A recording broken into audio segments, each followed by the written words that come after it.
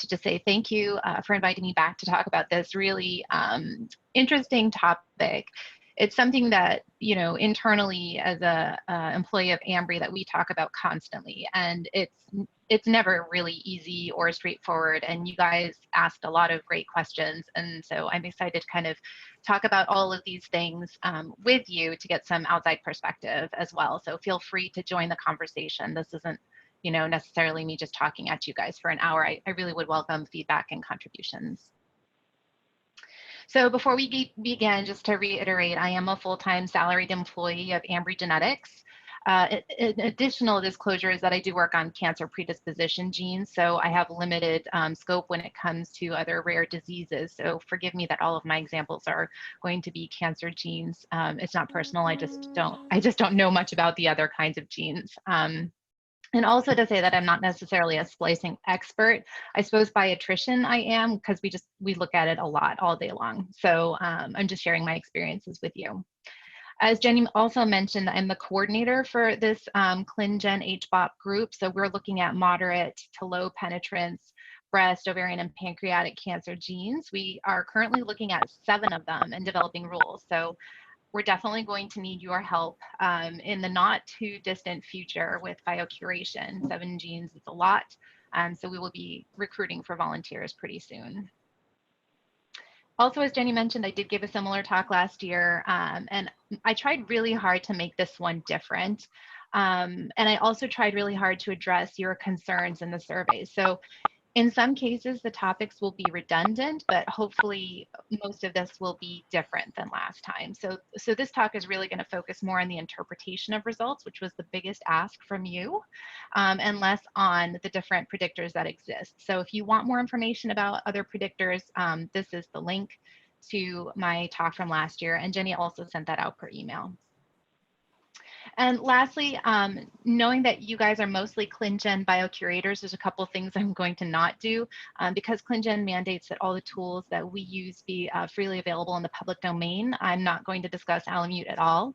I'm sure it's an awesome program, but it's not free. So I'm sorry, Alamute users, maybe if you guys want to talk, you can organize yourselves and do it that way, because there seem to be quite a few of you, lucky people.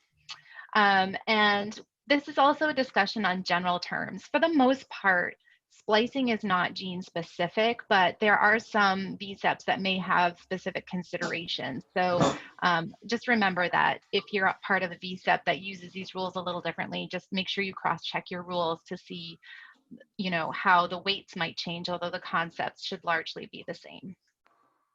And we're going to give this a try. If it doesn't work, we can always do this the old-fashioned way, but I'm going to ask for your participation towards the end by using one of these Kahoot polls. So it's just a live poll, and it kind of looks like a quiz, but it's more just, you know, how would you interpret this variant based on what I'm going to provide to you? So if you have that app, get it ready. And if you don't have that app, there's a web-based method of doing it too. No worries, we'll walk you through it. So again, thank you so much for participating in the survey. We had 76 people respond, which is amazing. And this was just a word cloud of all the questions that you had. I kind of had to boil it down to a couple themes. The biggest question is, which ones are the best? And I'm going to give you a spoiler alert here. None of them are the best, but we can talk about why and what to look for. And the second biggest question is, how do I interpret the data? And so I'm going to try to spend most of the time talking about data interpretation. But we also had some important questions on the use and interpretation of other splicing regulatory elements, on when you should be using in silico predictors for splicing, how many of them we should use, what happens if they don't agree, how do they work, and how do I use them, and how do you find data to input? And so, you know, we'll cover all of these things in this talk. So hopefully you guys will have fewer questions at the end. So the agenda is that we are going to review U2 splicing again. So that will be a repeat of last year, but shorter because most of you wanted to see that. We're going to talk about the different splice anomalies you might encounter. So in other words, ways in which splicing can go wrong. We're going to cover the ACMG rules that involve splicing interpretation. We're going to talk about which predictors are best. I'll put that in quotes because there is no best predictor necessarily. We're going to talk about how to interpret the splice predictions. We're going to talk about how to use HSF, and then I'm going to let you guys give it a try. And I just want to reiterate that, you know, knowing how to do this is important. And this is probably an underestimate, but RNA splicing may account for almost 10% of human disease. This is according to data from the Human Gene Mutation Database. And so it's definitely something that we need to be looking at carefully. Okay, so just to prove to you there's a reason that we're going to look at basic splicing again, is that most of you did want to see it again. For those of you that answered no, maybe we'll spend the next 5 minutes and then you can tune back in. So this is shorter than last time, so this is much more of an overview. But I think a lot of people forget, you know, from that basic dogma of DNA to RNA to protein, there's actually a really important step in there that's missing, and that's pre-mRNA. So pre-mRNA is just an mRNA that still has the introns in it. And this is depicted in this top here. I liked this picture because it includes these ESEs and ESSs, ISEs, ISSs, and the branch point. So these are sort of the really important but not well understood features of splicing. So I do have one slide on this. A lot of people asked about it. We'll talk about that next, but for now, let's just talk about what we know a lot about, and that's these canonical splice junction sites here. And so essentially what happens is a bunch of RNA, HNRMPs, so this is a complex of RNA plus proteins, recognize specific sequences here, and they come and bind. And I want to just mention that this is a U2 splice site, generally speaking. Well, I guess this could be any splice site, but the ones that we look at most of the time are called U2 splice sites. And that's because that's the name of the HNRMP that binds to this style of splice junction. So, I mean, it's as simple as proteins bind at the 5' end of the splice of the intron, and some bind to this branch point, and then they come together. A lot of fancy things happen, and that intron gets spliced out in this lariat formation. So one thing I wanted to point out is that that's not the end of it. All these proteins get recycled, and some proteins actually stick around. And what they do is they mark where that exon-exon junction is. And this is an important concept for NMD. I am not going to spend time going over NMD. I have a slide at the very end so that when you guys, if you want to go back and reference my slides, which I'll share with you, that's there with a narrative so that you can better understand it. But we'll talk about this very briefly in a few minutes. So I do want to say that each of these features, including the ESEs and the ESSs, each of them are important, but none of them are sufficient on their own to cause splicing. They all need to be there. It's just that we don't understand a lot of them. So since everybody asked, and this is really the only slide I have on it, these cis regulatory elements come in the form of silencers, which can be intronic, so intronic splicing silencer, ISS, or they can be exonic. What the silencers do is they repress the recognition and use of a splice site. So you can imagine that if you mutate or lose a silencer, this could lead to a pseudoexon inclusion. And although they're not really well understood, there are documented cases where, you know, proteins were unable to bind to the ISS after mutation, and they could no longer suppress the inclusion of a cryptic exon, and that led to disease of ornithine transferase. Again, I'm a cancer person, OAT. So it happens and it's documented. I don't think we know how often it happens because we're not usually looking at these sequences. We just don't have good ways of recognizing them yet. So conversely, there are also enhancers, both intronic and exonic. Sorry, these are typos. Intronic enhancer would be an ESE. Intronic would be ISE and exonic would be ESE. And these promote the recognition and use of splice sites. So it's the opposite of a silencer. So if you lose an enhancer, you could get inappropriate exon skipping. And this is something that we see a little bit more often just because it's easier to recognize these. So part of the reason why we don't know a lot about them is that there are over 200 of them that are described. They're hexamers, that's why they're so common. So they're just poorly understood and therefore poorly predicted. And I think that the take-home message here is that I don't recommend weighting any of these cis-regulatory elements for the application of in silico prediction. We just don't have a strong understanding of it at this time. So know that they exist. Don't discount it when you see exon skipping that you can explain. It might be this, but don't apply any of the in silico weight. Okay, this is, I have this printed out, and after 5 years of doing this professionally, I still look at it very, very frequently. So I would recommend that you do the same if splicing is a large part of your volunteer work or your everyday work. This is the, I think it's Cartegni, that's how I would say it, the consensus splice sequence for a U2 promoter. I'm sorry, U2 splice site. And in order to help orient you, these blue boxes represent the exons, and then everything in between it represents the intron, and then this blue box is the next exon. And this part down here, in case you have never seen these before or don't know how to read them, this is like a histogram. So it shows the frequency with which a specific nucleotide is identified at a certain position. And so right away, you can see that this G and this T stand out, and this A and this G stand out.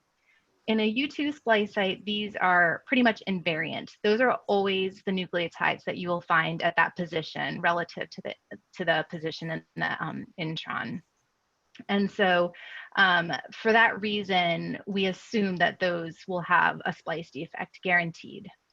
The other highly conserved positions include the last nucleotide, which is right here, this G. You can see most of the time a G is present when you look across all of the sequences. Sometimes it's hard to tell, I think that's an A. And the other one is this -3 position here. And you can see that most of the time you find a C, but a T is also frequently found. So one other thing you might notice is that the -4 position here has no preference at all. And so almost unequivocally, any nucleotide is tolerated at the -4 position, but only if it doesn't create a novel splice site. So it won't break the native site, but there's still a possibility it could create a novel splice site. So the splicing tools all take advantage of this known conservation. And the way that they most of them do their algorithms is just a positional weighting type thing where they, weight each nucleotide against what's normally found there. There are some fancier ones, of course. And also, just to reiterate, this is a U2 splice site.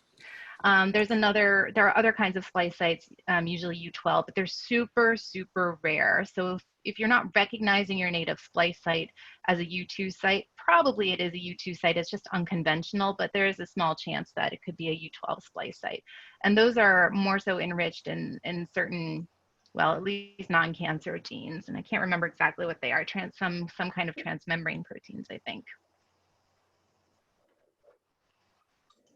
Okay, so in terms of when to look at splicing, I had asked this question about how you guys are interpreting cryptic splice sites. And this is I had to paraphrase these, but in order of the most frequent response, we got, I ignore them, I don't know what to do with them, and then some other things. So it was clear to me that we do need to talk about cryptic splice sites and their importance. And related to that, I want to show you why we need to look at cryptic splice sites. So this is just my introduction into all of the different kinds of splice anomalies we might see. So let's start with what we're most familiar with, which is alterations at the canonical site. So in this case, I have a canonical acceptor site. The default assumption for these, and we had some discussions about this last time, so I'm going to say this is a little bit of a loose assumption, is that this will generally cause exon skipping of the nearest exon. So if it was at the donor site here, it would also theoretically cause skipping of exon 3. Intron retention may also result from this kind of alteration, but we have very limited knowledge of this type of splice defect, and that's because introns are generally huge, like thousands of base pairs, and the enzymes that we use to detect these kinds of alterations have a limited processivity, so they cannot amplify thousands and thousands of base pairs, and so we just don't really have a good routine, cheap, fast way of looking for this kind of intron retention event. So these are probably significantly underrepresented in the published literature. Another option would be a partial exon skipping event. So this is when a cryptic site is used within an exon. So you can imagine if you destroy this acceptor site here, the splicing machinery might find a suitable alternative somewhere else in the exon, and you can see how this part of exon 3 will be spliced out. And then alternatively, it could find an suitable alternative acceptor site in the intron. And in this case, you'll have a partial intron inclusion event. Very frequently, these are pathogenic. When you have intron inclusions, you usually get a stop codon encoded in there, and oftentimes you'll get a frame shift if you lose part of your exon or you lose part of a functional domain. So all of these cryptics are very important. Don't ignore them. Okay, so let's talk about when we're not looking at plus and minus 1 through 5 or so. You may have a missense alteration, a nonsense alteration, a frame shift alteration that's in the middle of an exon. Here's why you still need to look at those types of alterations. Every single nucleotide substitution has the potential, or nucleotide, any mutation at all, has the potential to impact splicing, even if it also impacts protein. And so in this example, this alteration created a great acceptor site that was preferred over the native site, and you've lost part of exon 3. Similarly, you might have it acting as a great donor, in which case, it jumps out early and it prefers the new site over the alternate donor site, and you lose this part of exon 3.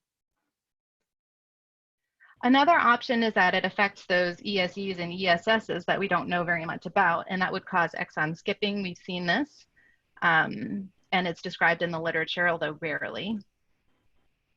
And then we can also look at these deeper intronic alterations, which are really infrequently looked at, but there's 2 options for this as well. So this could create a novel, in this case, a novel acceptor site that's preferred over the native site, and then you get intron inclusion again.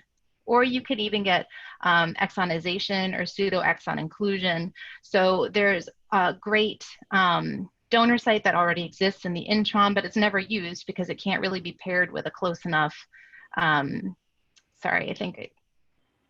a close enough alternate site on the other side. So when you create a great site here, suddenly, this site becomes available and the site already exists, and so you have inclusion of a small part of the intron in the middle of your RNA and your protein. So I just want to mention that many splice sites are leaky, so it's not 100%, and we see this more often than not. For the most part, the assumption is that the closer you get to the native site, the more strong the splice defect will be. But I will say that, these kinds of situations, they don't destroy, they have no impact on the native site, right? So that native site is still perfectly usable. It's just that it creates a nice alternative. And so part of the machinery chooses the native and part of the machinery chooses the new alternative. And so oftentimes these will be leaky. So I wanted to give you a theoretical example of why we really do need to be looking at all alterations, not just intronic alterations. So again, all variants do have the potential to affect splicing, even if they seem to only have a protein effect. So in this hypothetical example, you can see that we have a nonsense mutation where TAC, encoding tyrosine, is mutated to TAG, which is a stop codon. So you might just say, okay, well, that's pathogenic. That's a nonsense mutation. It's going to get degraded by NMC. But there's another option, and again, this is theoretical. In this case, TAG also creates a beautiful acceptor site, consensus acceptor site, and we happen to have a polypyrimidine tract upstream, and maybe there's just an ESE nearby or something like that that makes this a suitable alternative. And what actually is happening is that we have a novel splice site losing these 4 amino acids ahead of that novel splice site. So now what we're looking at is an in-frame partial exon skipping event of only 12 nucleotides, 4 amino acids, and we don't know anything about the function of those 4 lost amino acids. And so this has the potential to be classified as a VUS instead of a nonsense mutation. So it's really important to look at all of your options. This is an opposite example where we have a missense mutation where CAG encoding histidine is replaced with a CAG. And in this case, we also have a nice alternate acceptor site created, CAG here, with a polypyrimidine tracked upstream. And let's say that it's used. In this case, we've lost 13 amino acids, and this becomes a frame shift. So what you thought was a missense mutation is actually a frame shifting, has a frame shifting RNA defect. And so this could be classified as pathogenic.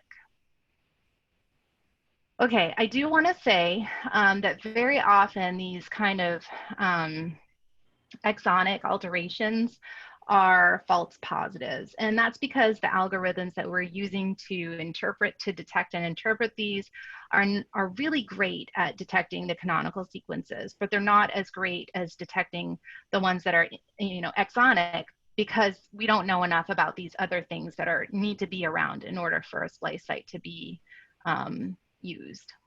But sometimes they work, so don't ignore them. Okay, I'm going to pause here to see if anybody has any questions on splicing basics or any of the splice anomalies, or perhaps why we need to look at all types of variants.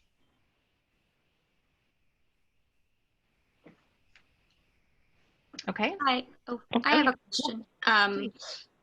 I had sent it to Jenny, but in the example shown, so was let's say the example with the frame shift, was that determined by an RNA study, or is that something that you're able to tell from computational predictors? I guess I'm wondering if we should be running the splice algorithm, like the splice prediction programs on all of our variants. Like, would something like that, would these prediction programs show something like this? So yes, you should definitely run your splice predictions on every variant that you come across, because this is a real risk. This will most likely show up in a splice predictor, but whether it's real or not, you won't be able to tell until you do RNA analysis. And then you're talking about the functional codes. We're no longer talking about the in silico codes. And so in this scenario, I would, if this were detected, I would apply the in silico prediction weight, PP3. It's only a supporting line of evidence. You're not going to misclassify anything because of it. But it's, alerts that there may be an alternate mechanism of disease for this variant, and that it should probably be looked at by RNA analysis, if you have the ability to do that. And Marcy, a related question is, how do we know if the model is working or not? If it predicts an impact, how do we know if it's trustworthy or not? You don't. Yeah. You don't know if it's trustworthy.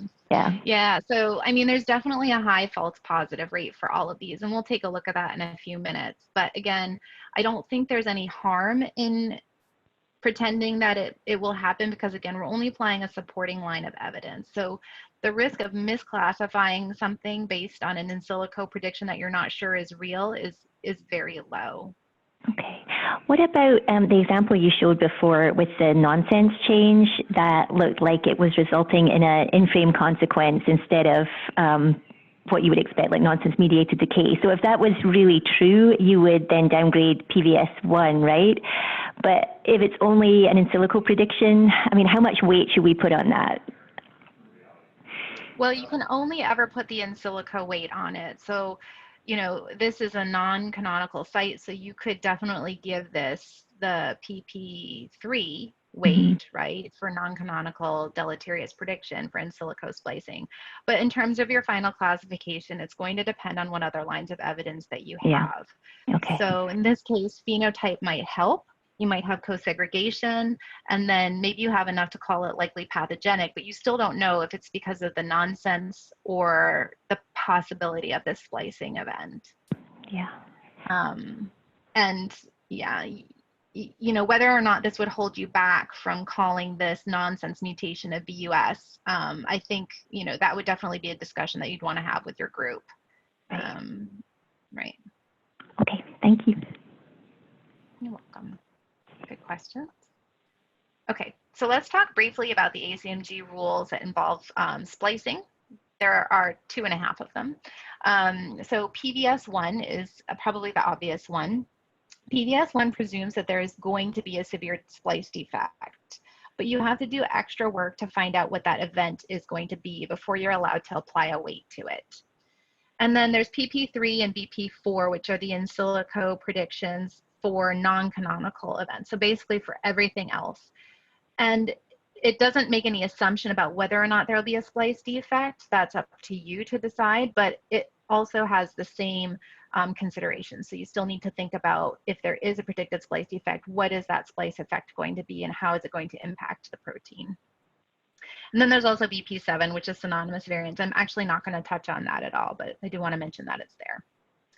So this is the more recent PBS1 publication from Tayoun et al. Recommendations from the SVI. I think we've all seen it by now. This is just a piece of it. It also includes the gross deletions and other such alterations. But the reason that this canonical splice variants at plus and minus 1 and 2 are included is because, again, they're pretty much guaranteed to have a splice defect. So these bottom two can kind of be collapsed into one because the follow-up questions are all the same. But I suppose you're asking, if it's guaranteed to have a splice defect, then why do I even need to look at the in silico predictors? Well, the in silico predictors are going to tell you that you're breaking the native site. The reason that you need to look is because you need to know what's available, if anything, for a cryptic site nearby that could change your interpretation of the resulting transcript and protein. And so the first step just asks, is this alteration going to be NMD prone? And just as a reminder, I covered NMD last time. Just very, very briefly, if the ribosome encounters a premature termination codon before the NMD site, it's going to send the transcript for degradation. So this is generally nonsense and frame shift alterations that get degraded. There are a couple exceptions depending on how close to the end of the protein you are, or the end of the transcript, but I don't want to go into too much detail about it now. And the second question, and this is where it gets a little bit gene specific and you can really go down a rabbit hole, is whether or not that event can be rescued. So the famous example is for BRCA1, there are 2 alternatively spliced exons that are absent in a functional version of the protein. So you might need to consider that transcripts that impact those 2 exons may not actually be pathogenic because they're spliced out anyway in a functional version of the protein. And then the second piece is for NMD escaping transcripts, you have to ask how the loss is affecting the region. So you need to understand a little bit about the function of your protein and whether, and function is not really enough. You need to know that the function is tied to clinical relevance. So I did want to give you this citation here. There are some exceptions to this canonical splice site being a kind of a guarantee of a splice defect, and that's that sometimes +2 T to Z changes are tolerated. So if you want to blow your mind, go ahead and read this paper. Okay, and just one last piece about PBS1. If your transcript is protected from NMD, the maximum weight you can get is PBS1 strong. It's not allowed to be weighted the same as a transcript that is degraded and formally haploinsufficient, 50% gone. By the way, these are for loss of function genes. I probably should have mentioned that a long time ago, but I think we probably all have that underlying understanding. Okay, so I think we already kind of covered this, that I just wanted to mention the same concepts in the green and purple box from previous apply to your use of PP3 and BP4. So you're not thinking about them differently, you're just weighting them differently and giving them a different code. This is really important, and this has actually come up a lot recently, so I just want to make sure I highlight that these in silico PP3 and BP4 also apply to protein predictions. And you can definitely have splicing and protein in silico prediction for the same exonic variant, but you have to keep your classification summaries separate. Either go classify it based on all the protein data or all of the splicing data. So you have to be a little bit careful. So this is where we've seen it a few times. It is definitely inappropriate to weight a benign in silico splice prediction to a cumulative body of evidence supporting a lack of protein effect. So as an example, you have a protein functional study on your missense variant. It shows that it has normal function. You can't then add the BP4 for splicing to get to likely benign. You could use the BP4 for the in silico protein prediction to get to likely benign, but you can't add a splice predictor and a protein functional study to classify. But Conversely, it is appropriate to use deleterious in silico splice prediction to keep a variant with benign protein evidence as VUS. So just because your protein is acting normally with this missense change, it could still cause a splicing defect. So if your in silico predictors are telling you that, you want to think twice before you downgrade that. Does anybody have any questions on that?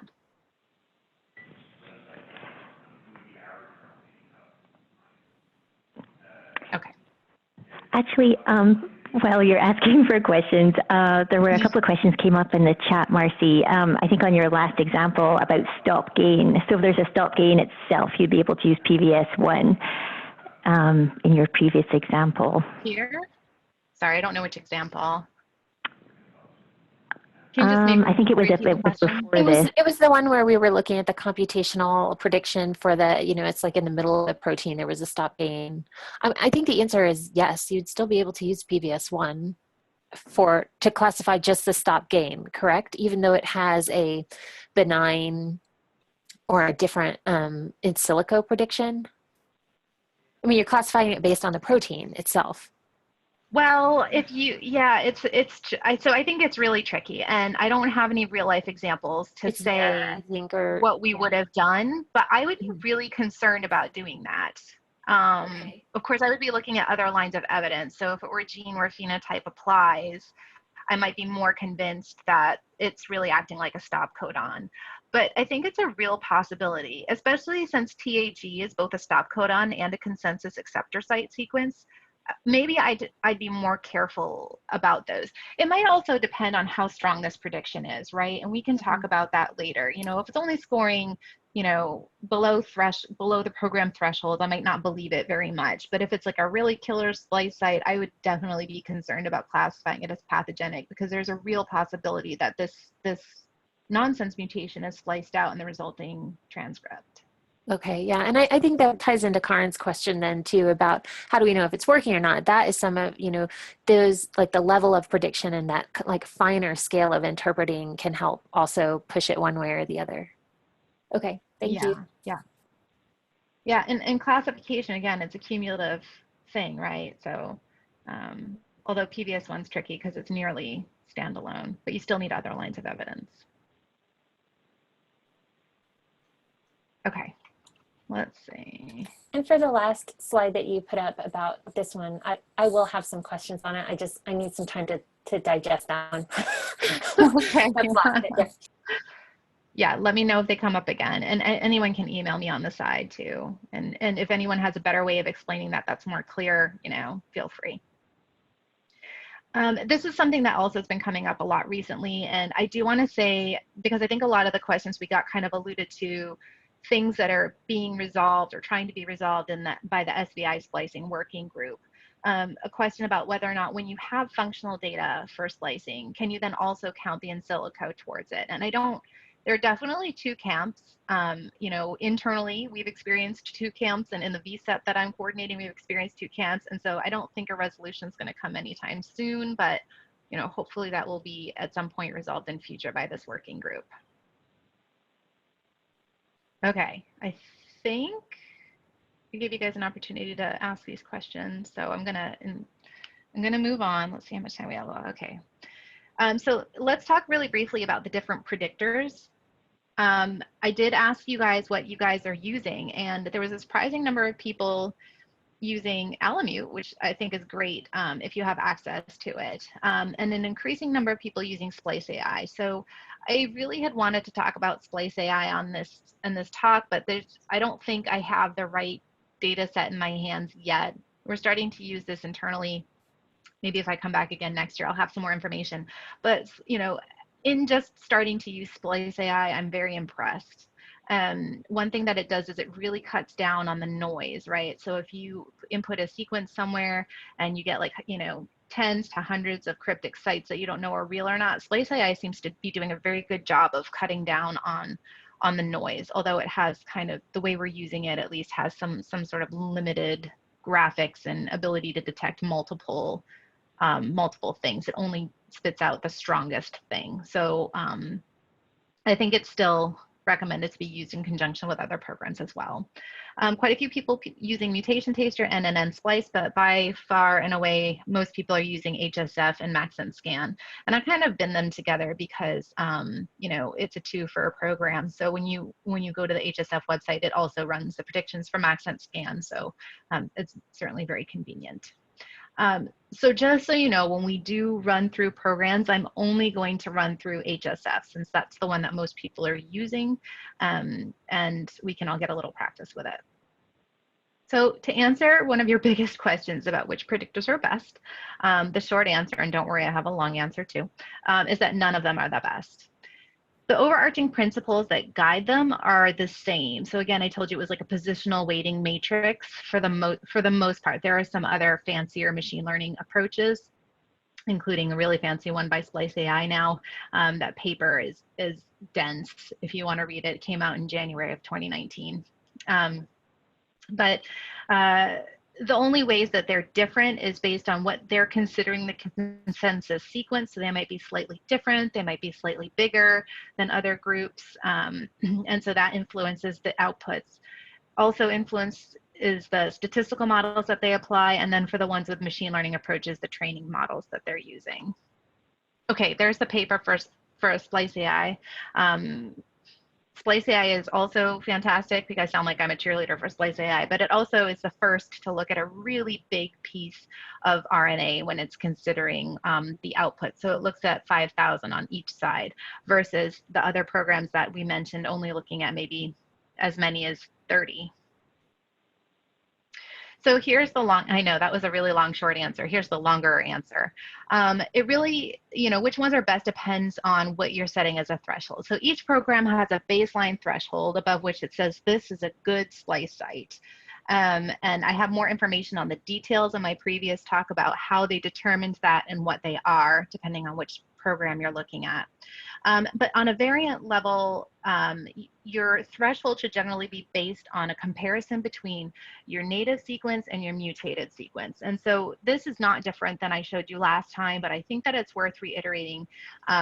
It really depends on what you're looking for. And so this is Fruit Fly, well, also known as NN Splice, ESE Finder, HSF, MaxSense, and SS2. A bunch of different programs that my colleague Heather Zimmerman looked at.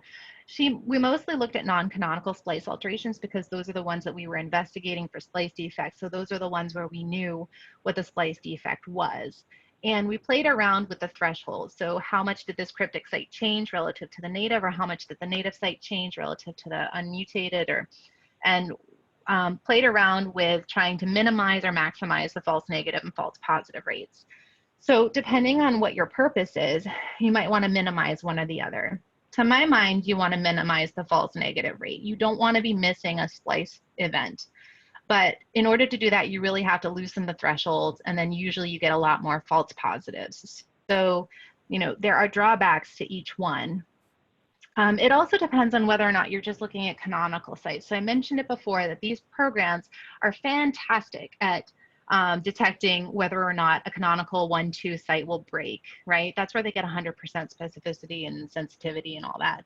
But as you get further away, they kind of break down. And even worse than that is when you're looking at completely unconventional splice sites, deep intronic sites or mid-exonic sites that are creating novels. We can't even test for those because we don't have enough examples of that happening yet. The technology is not there yet. This unbiased RNA testing, well, we're starting to do it a little bit. So maybe we'll have more data on that in the near future. And it also depends on how much sequence you're inputting. So if you put in a lot of sequence, you're going to get a hot mess. It's going to show you tons and tons of cryptic sites. And so it tends to get a little bit complicated. As I mentioned before, I think Splice AI does a pretty good job of picking the right one and decreasing the noise.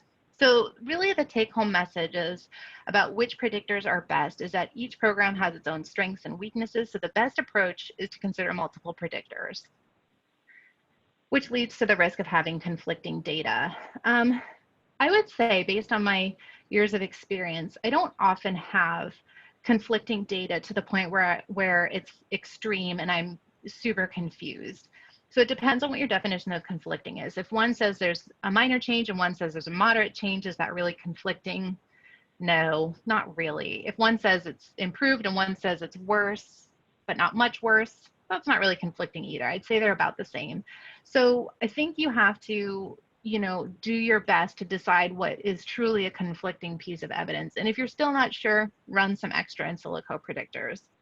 And I think in this scenario, it's always okay to not apply evidence. If you really feel like you have conflicting data, don't apply any in silico weight. I think that's the safest thing. The other take-home message is that, based on the data I'm showing you here, the positive predictive value of these programs is appropriately weighted. We're only giving this a supporting line of evidence. You're not going to misclassify something, because you got a false positive or there was a false negative. Well, maybe if there's a false negative, but, a supporting line of evidence is appropriate based on the data that you're seeing here. So don't sweat it too much. So when I asked you guys what your thresholds were, I realized I should have asked it a little bit differently. What I should have asked is what they were for benign and pathogenic. I was kind of more so curious to see what people were using, but I got such a wide range of responses that I don't think that this is necessarily informative. So I wanted you to know that I looked at your responses and these were what your responses were, but I'm just going to leave it there and we're going to move on. So before we move into the next part, does anybody have any questions on which predictors to be using, how many to be using, and what happens with conflicting in silico predictions? Or comments, I should say, too. Yeah, this is Jenny. So I think you talked about cryptic splice sites, and that's something that always kind of trips me up, always worries me. So what if you have, I don't know, just not a lot of evidence for, let's say something's fairly rare, and you have one of your predictors is showing a cryptic splice site and the others are not. I mean, I guess that would be a VUS, but I don't know. I always get a little concerned if I see the possibility of a cryptic splice site, even with one predictor, and then maybe some other evidence, maybe it's meeting like BS1 or something. I guess you'd be more tending towards benign, but I guess it's just hard to know how much to believe these sort of cryptic splice sites. So any advice on those would be really helpful. So, I mean, I would say just take them with a grain of salt. In my experience, they're very often false positive calls. If it's, let me rephrase that. If it's mid-exonic, it's very likely to be a false positive call. If it's near the native site where the other elements that are usually used for splicing are still nearby and could be used by this novel site, you might take it a little bit more seriously. So it's a little bit context dependent. And I do have one example later on, hopefully we have enough time to get to it, where there's a cryptic site 2 nucleotides away from the native site, and the native site doesn't change all that much, but we know that that cryptic site is being used and creating an aberrant transcript. So, if that had happened in the middle of the exon, I'd probably be like, maybe, but if it's near the native site, I would probably take it a little more seriously. Okay, that's helpful. Thank you.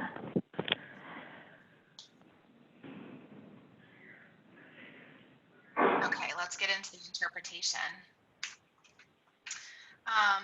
Okay, so what I've done is I've kind of outlined my mental process and the questions that I ask myself when I'm looking at splicing predictions. The first question is this alteration predicted to impact splicing? A couple of the options for answers are yes, it's at the canonical site, it's definitely going to impact splicing. Yes, the in silico programs told me that it's going to impact splicing, and then this sort of answers your question too, Jenny, a little, or gets at it a little bit more. If it's an intronic alteration, then yes, but if it's a cryptic site that's exonic, you might want to ask yourself, is it stronger than the nearby native site, right? So, just because something is improved and maybe is above threshold, if you still have a really fantastic normal splice site nearby, it's really unlikely that the machinery is going to ignore, the native site and choose the new site. But it does happen. We do see it. It's just not very common.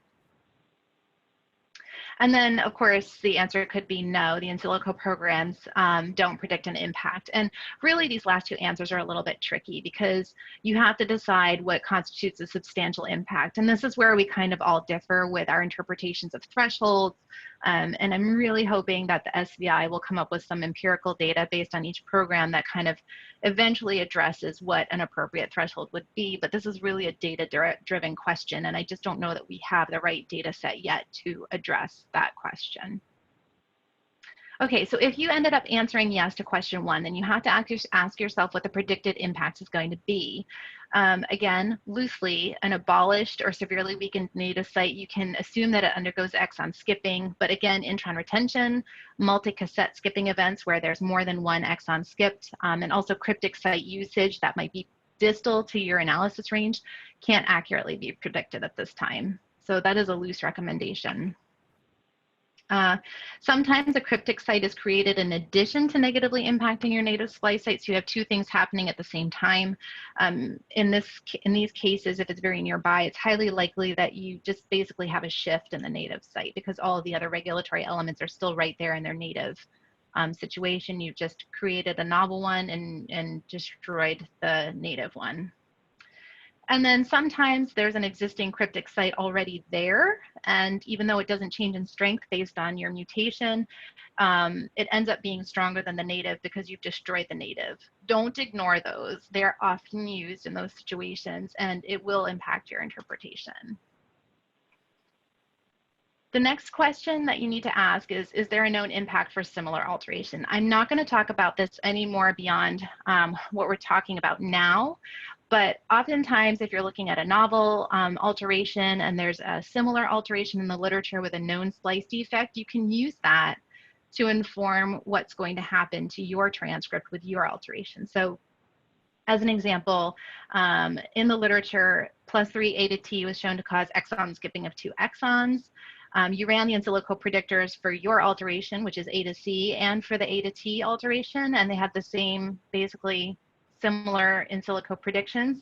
You can infer that your alteration is also going to cause that multi-cassette exon skipping event. And you can use that information to predict the impact. What you can't do is, if they don't have the same predicted impact, then you cannot use this idea. So in this example, a +4 A to T alteration created a cryptic donor site. Your alteration at +3 A to T does not predict that an alternate donor will be created, and so you can't really infer that your alteration will also use that cryptic site. And then lastly, you need to ask yourself that based on the predicted impact, is it likely to affect protein function in a clinically relevant way? And this is where it gets really gene specific and a little bit difficult, but there are a couple things that you can do. The most obvious thing is if your transcript is predicted to undergo NMD, then you just have to ask yourself, is there a possibility it could be rescued, like that BRCA1 example I gave you earlier?